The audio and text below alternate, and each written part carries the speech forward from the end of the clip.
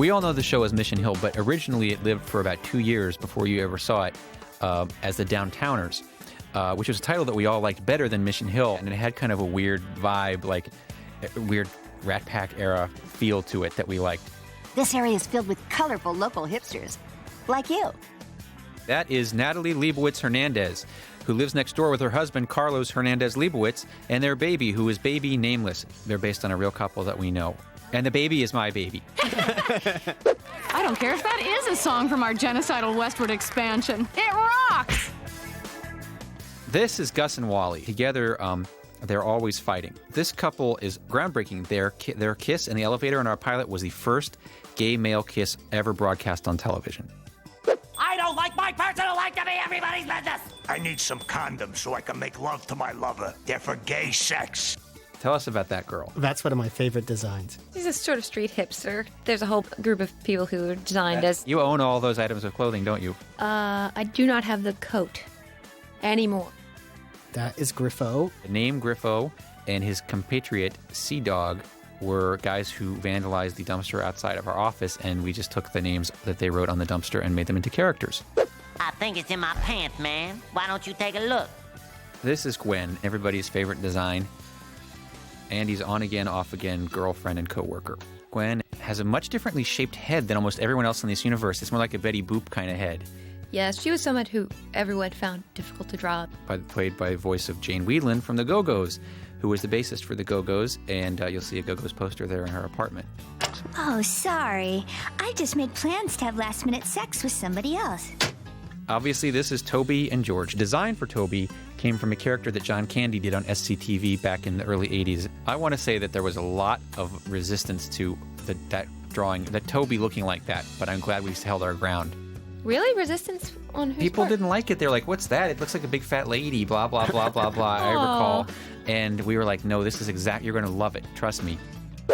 Andy, you did it. Yeah, I can't believe it. Yeah, you're the best. Hey, what happened to your hair?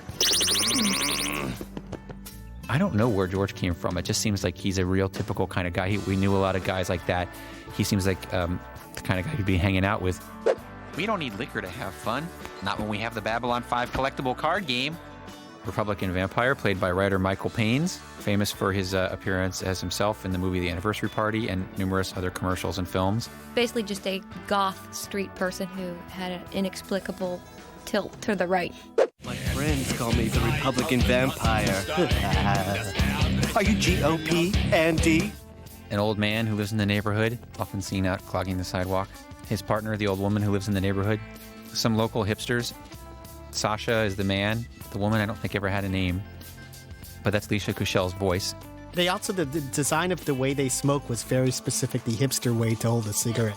They're usually used in shows where you need people to follow a current fad sweeping the street, and they're the first ones to sort of go along with it. This was Eunice Uhlmeyer, who was a special character in an episode that was primarily about her. She was one of the characters who actually just pretty much started as a design, a random high school student design. Her voice was done by Jennifer Jason Leigh.